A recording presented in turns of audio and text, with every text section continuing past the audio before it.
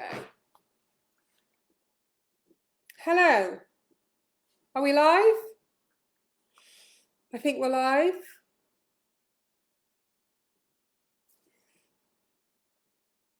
Oh, there is a couple of people there. Hello, everybody.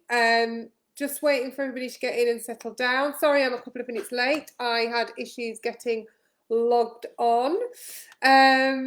What have I got to tell you this morning? Loads going on in the Let's Talk Birth and Baby camp, the Honest Midwife camp. My little puppy in the background there. We're just launching class 7 of the antenatal course, which is Baby Buddha, which is just such a lovely, lovely class. So our Amy, who is a world stage opera singer and a developmental baby massage practitioner, has worked alongside with me, who's also a developmental baby practitioner, and we have created a class to help people release birth trauma from their baby, because even if you have the most beautiful birth, it doesn't necessarily follow that your baby has come out of it unscathed. It's a very squishy, dark tunnel in which they have to get through. So we know that babies are born with certain amounts of tweaks and that sort of thing. So this class is just beautiful. So if you want some details of that, hop across to the Honest Midwife on Instagram or message through here and we'll give you the link. That's exciting. What else are we doing? Also doing a wellbeing workshop with Mark Williams, who is the founder of Fathers International Mental Health Day, and that class is all about your well-being as a new mum and partner's well-being, and really trying to help you both recognise in each other if things are just not quite as they should be. So Mark's story is really profound, amazing story, what him and his wife went through after they had their little boy, and he talks in depth about the impact of that. Again, another amazing class. So that's what's going on in my camp. Anybody out here got any questions? Fire them at me. There you go. What else can I tell you? What else is new in my camp? I'm putting weight on by the day and I'm not pregnant, which is not good.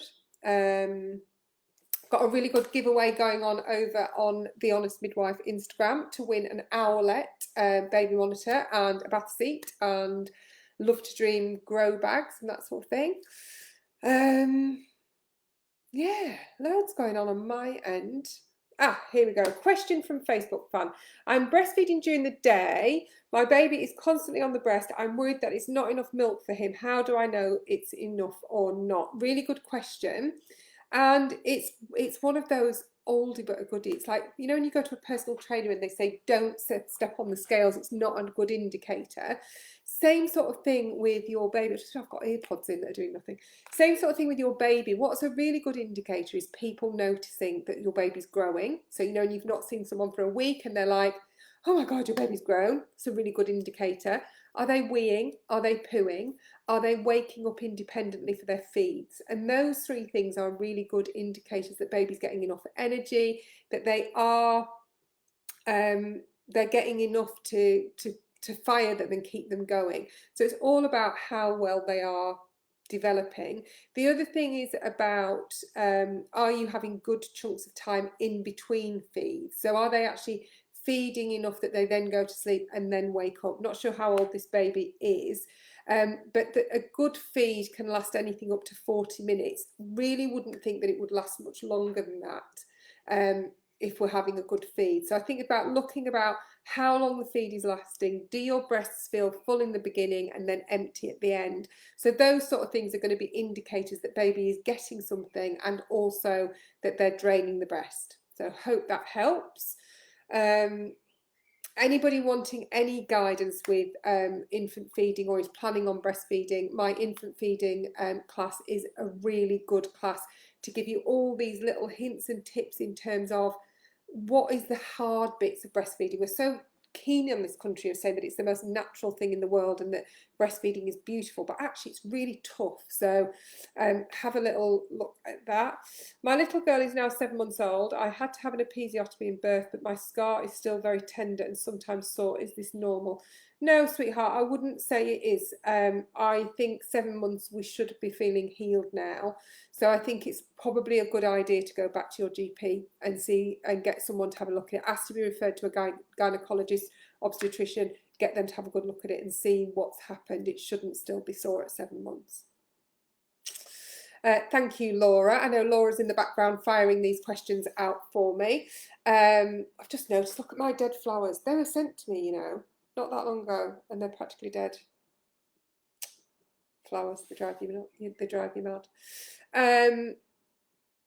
Yeah, so just while we're waiting for a next question from Laura, just to let anybody know, if you are having a baby and your antenatal classes have been cancelled, do come and have a look at the classes. So if you Google Let's Talk Birth and Baby, that's me, and I've got a full antenatal class online, but it's really interactive, really popular. I've taught nearly 3,000 couples since lockdown began, and they are all loving it. Not a single complaint. It amazes me. And the first class is free, so you've absolutely nothing to lose. If you don't like it, you don't like it, but everybody's loving the classes. I'm a mature mother, so am I. I've got a 9-year-old and a 9-month-old, but would love one more baby before my time is up. How do I increase my chances of conceiving? I think just staying healthy, doing it at the right time of the month. So, you know, before that ovulation, sperm can live inside us for up to 5 days. So, you know, just doing lots of bonking. I think it's just like do it as much as you can, really. I don't think there's anything you can do physically other than stay well, keep a healthy weight. Those sort of things really do make a difference. So yeah, good luck. Come back and tell us how you get on. I always take my hat off to anybody who says that she's a mature mum. I'm saying by mature that she's made over 40 for me is mature. I think take my hats off. I wouldn't have the energy. I'm 43 and I got up this morning. I could quite happily go back to bed. I won't, but I could. Yes, I do like an afternoon nap. I think that's an age thing, isn't it? I like an afternoon nap. Since this lockdown, I'm a bit cheeky. I do pop upstairs, pretend I'm just going to read my book and fall asleep for an hour. Any other questions, Laura? How are we getting on with these questions? There's 34 people watching here. You'd think somebody would have a question, wouldn't you? Come on, give us a question.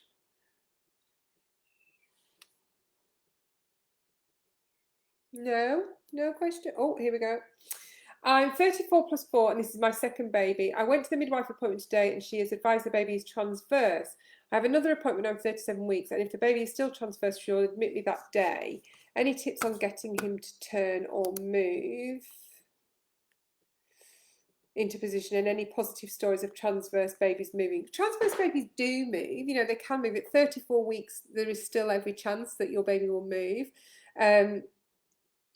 I'm not sure why they would admit you at 37 weeks. Maybe that's just their policy. But I think making sure you're not slouching, spending some time on all fours, maybe at the back of a dining room chair, leaning forward, that sort of thing. Just avoiding slouching really is your biggest thing, really. I'm 39 plus 5 weeks pregnant. The bottom of my stomach is wobbly. Is that normal? It can be, and it's just all down to the position that your baby's got themselves into. So if they're all curled round in this position, you might find that there's a bit of wobble there. It's all about the position. So I wouldn't worry too much, my lovely. It will all work itself out once this baby arrives. Lots of babies arriving. 39 plus 5, that's only 2 days till your due date. Anytime.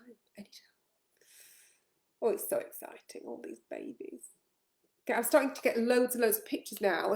Obviously, there's hundreds of people been doing these classes, and every day I get pictures of lovely babies and all these people that have had their babies. God, who doesn't like a baby? They're delicious. Delicious little things. It's when they grow up that they're horrible. Not really, don't know. My 2 children are lovely, but they have been horrible in their past. Okay, have we got any more questions down? Oh, God. I'm 45, well done, solo, and due my first by C-section in 3 weeks. Any tips for recovery? Well done you, 45, having your first baby. Just take it easy as much as you can. It's really easy when you've had a cesarean to just think.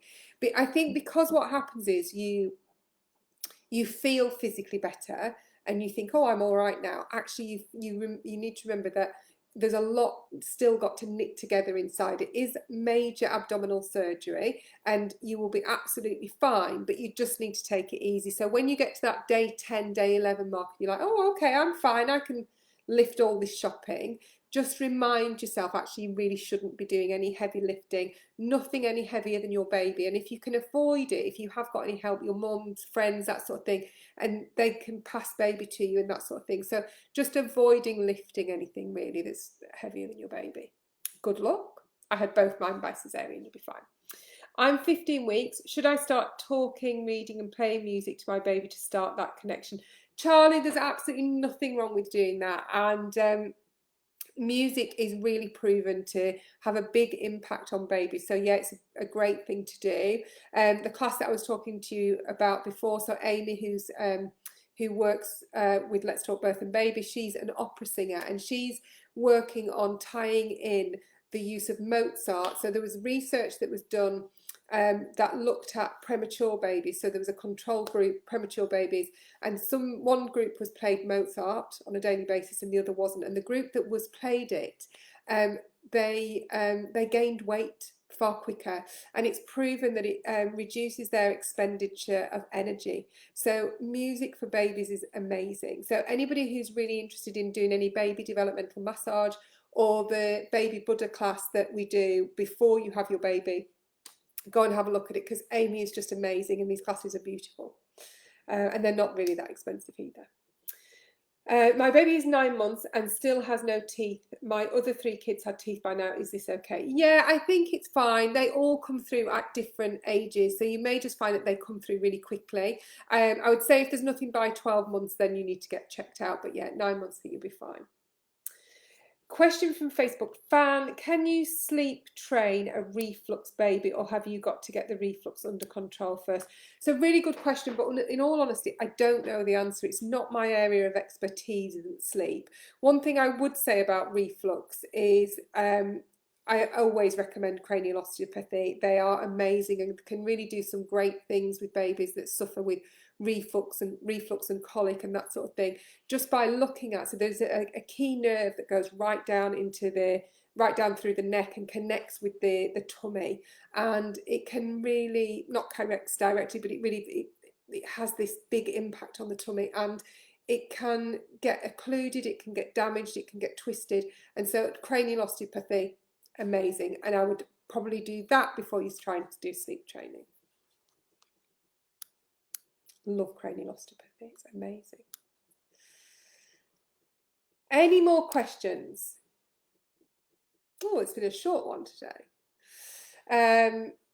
This is a weekly thing, so I will be back here every Friday at 10 o'clock and also over on Instagram on a Tuesday at 4 o'clock. So I'm always around, popping up here, there and everywhere. But if you've got any questions, do send them across to me.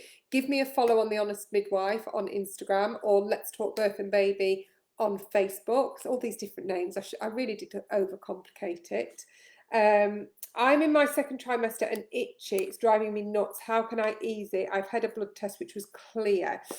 It's really common, and there is something called PUP. If you look on my Instagram, The Honest Midwife, on there, I've got a full thing on it, and lots of other mums who've suffered with it have given all their remedies. But it is just about finding the one that works for you. It's really difficult. But if that itching transfers onto your hands or feet, do go back for another blood test. Don't just think, oh, well, it was all right last time.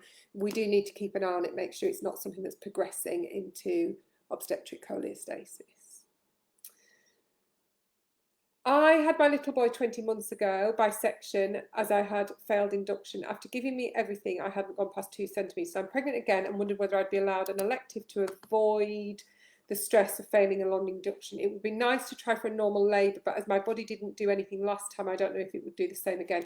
I think this is a really good question, and I was in the same situation. I did get a little bit further than the 2 centimetres, but the principle was the same. It just didn't progress, and had Jack by cesarean. And this was a long time ago. So back then, you were much more sort of steered towards a cesarean, whereas now there is much more encouragement for you to try for a vaginal birth. What I decided was that if I went into labour naturally, I would give it a go.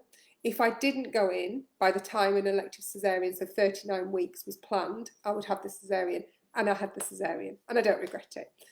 So I think absolutely, if you felt you had a really difficult time last time and it's had this lasting impact on you, speak to your consultant, talk about the pros and cons, and it could be that you come to a similar conclusion. For going to labour naturally, give it a go, but I don't want to be induced. It's my 5th pregnancy and feeling rather swollen in my lady area. Is this something to do with my low-lying placenta? Well, I wouldn't have thought so. I really wouldn't have thought so. It's probably a hormonal thing. I think, yeah, more likely to be hormonal. I have recently had my baby and it was by section. I'm 5 weeks postpartum. I'm experiencing pus coming out of the wound and it's sore. I have tight pain in my tummy. I'm also experiencing hard stools that are difficult to pass. I was going to wait till my next week appointment. I think you should make an appointment with your GP and see your GP. At 5 weeks, you probably have been discharged. Well, maybe not because of corona, but if you've got pus, that's a sign of infection. So you should definitely get checked out by your GP. Yes.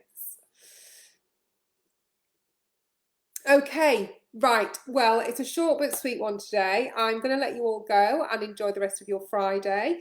And I hope to see you soon. If you've got any questions, just fire them at me one way or another. You'll find me through Your Baby Club, Let's Talk Birth and Baby on Facebook, or The Honest Midwife on Instagram. Oh, one more.